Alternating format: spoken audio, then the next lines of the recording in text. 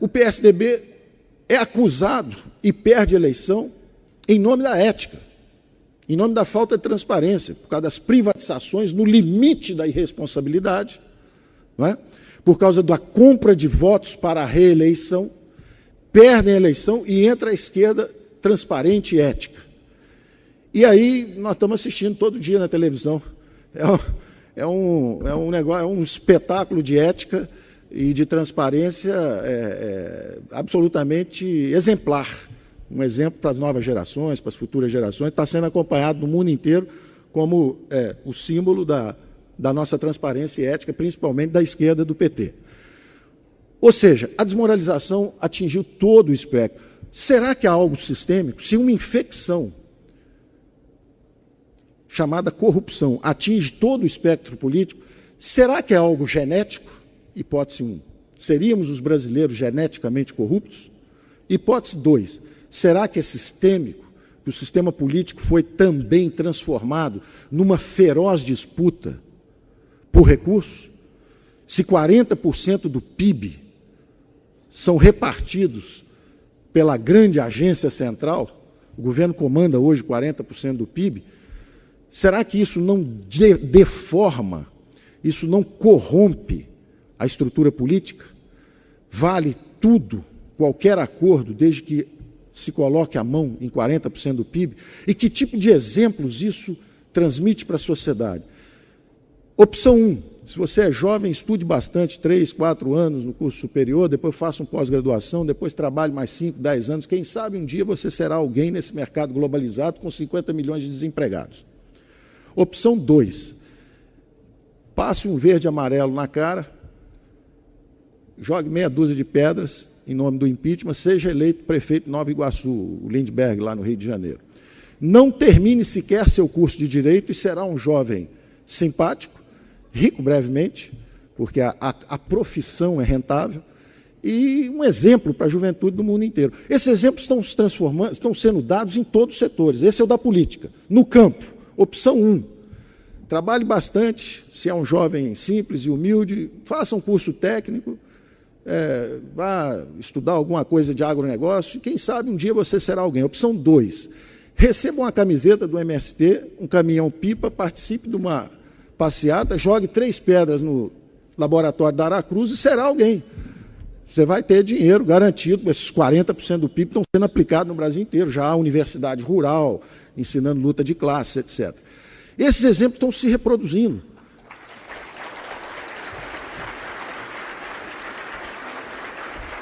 Empresarialmente é a mesma coisa. Opção 1, lute competitivamente no seu mercado e compita com 80 milhões de brasileiros por uma fatia.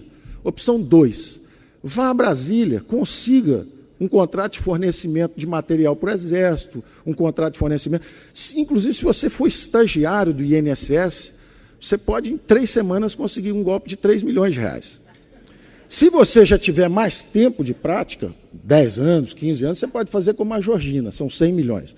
Mas se você for estagiário talentoso, 3 milhões de reais é coisa de 3 semanas, como estagiário no INSS. Bom, esses exemplos estão se multiplicando, estão sendo dados.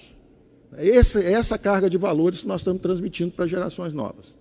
E, finalmente, a terceira dimensão dessa tragédia brasileira. A primeira era justamente as disfunções financeiras, não é? A última delas são os juros astronômicos, o câmbio baixo, são disfunções financeiras. A segunda é essa disfunção política. E a terceira, finalmente, é a estagnação econômica. É o Brasil parado. O Brasil parado, esperando reformas, e que vir aqui pedir votos dizendo que vai modernizar o sistema de previdência. E quem é o social-democrata que tem coragem de dizer que quer mudar as relações de trabalho? A legislação trabalhista obsoleta, anárquica, injusta e impeditiva da criação de empregos. Porque a população economicamente ativa brasileira, 80 milhões de brasileiros, 50 milhões não têm carteira de trabalho assinada. Estão fora do mercado, estão excluídos. Perderam os empregos para os chineses. Não é? E o câmbio é o sinal que está chegando. O que a China, o que a Índia estão mandando de sinal para nós através desse sistema de mercados internacional e globalizado, é a seguinte informação: vocês têm um pouco de minério, sente em cima disso, e geladeira, sapato, isso deixa que a gente faça para vocês.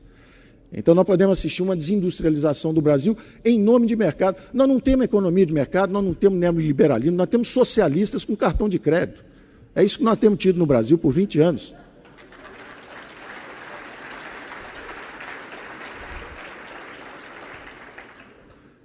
E hoje, o desafio da estagnação econômica é o seguinte: você tem uma bola de ferro na perna direita, que é excesso de impostos, a bola de ferro na esquerda, juros elevados.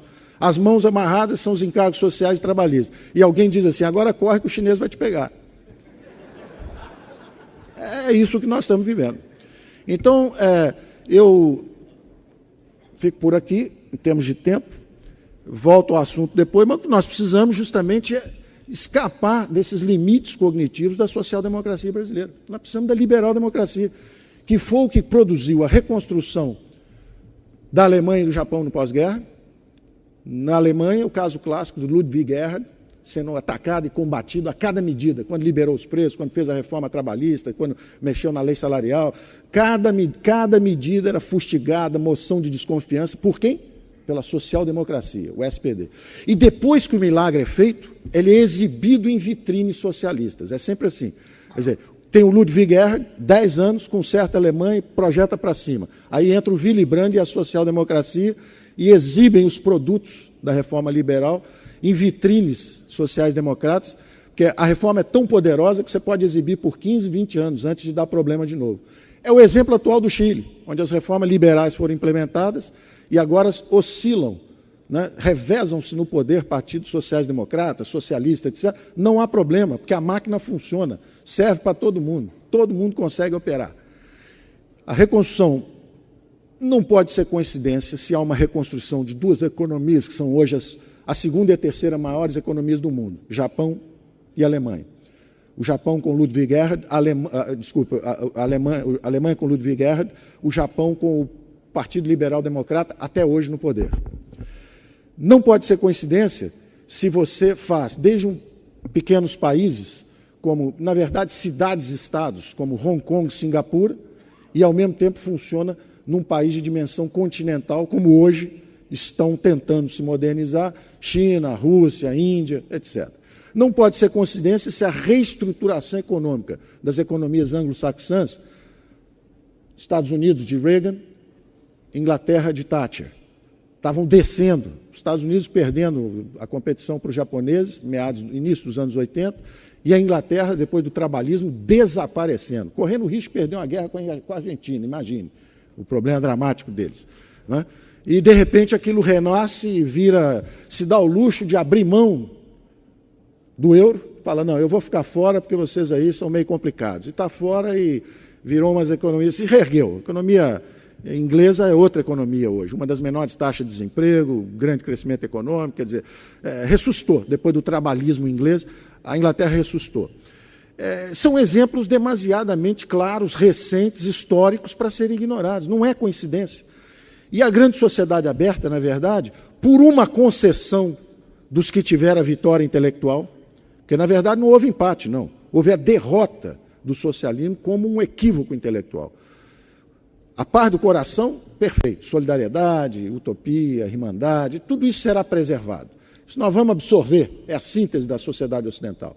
Mas a vitória intelectual foi completa. Democracia, economia de mercado e a ação social descentralizada do Estado. Essa é a grande síntese. Tem lugar para o socialista? Tem. Vem cá, nos ajuda aqui no programa Voucher para os estudantes que precisam de oportunidade nas escolas. Está aqui, vamos expressar a sua solidariedade à rede de proteção social desta forma. Não como uma engrenagem de produção na economia, porque foi um desastre completo. Então, eu termino dizendo o seguinte: esse tipo de fórum, se tivesse acontecido em todas as capitais do país, nos últimos 20 anos, como tem acontecido aqui, o país seria outro. Porque aqui você tem essas luzes que permitem que se vá além desse paradigma social-democrata que aprisiona a elite intelectual brasileira, inclusive a elite empresarial. O que você mais vê é empresário, não só indo a Brasília para conseguir as encomendas, mas como depois fazendo também uma ONGzinha para dar uma ajuda a meia dúzia de pobres ali na vizinhança dele. Que é muito meritório, mas que realmente não é o principal foco. O foco é se você crescer 4, 5, 6, 7% ao ano, como o Brasil pode crescer, recuperar essa dinâmica de crescimento, você vai tirar os 80 milhões de pessoas das faixas mais baixas de renda. É assim, é com crescimento, trabalho em 1, 2, 3 gerações. Não há outro caminho. E a globalização vai nos mostrar. Da mesma forma que a associação da direita, do ponto de vista político, foi mortal nos últimos 20 anos e eliminou a direita, você não encontra ninguém de direita no Brasil. Quem é direita? Você fica olhando, não tem. Ninguém é. Por quê? Porque foi mortal essa associação política com o regime fechado. Vai haver um problema na esquerda agora, que é o seguinte: ser social-democrata, em meio a uma onda de globalização, vai extingui-los como espécie. Ou eles mudam, ou eles serão devastados por essa onda de flexibilização e construção de instituições novas e flexíveis que o Brasil precisa. Nós precisamos destruir interesses entrincheirados e instituições superadas e criar instituições novas e flexíveis que nos permitam a sobrevivência econômica e, principalmente, para você poder dizer que tem uma classe política que mereça esse nome, né? Uma classe política nacional que mereça respeito, é alguém que produz uma ordem institucional que nos permita sobreviver economicamente nessa competição global. Se a classe política não conseguir entregar isso, nós temos um problema existencial. O que fazer com a classe política? Obrigado. Muito obrigada.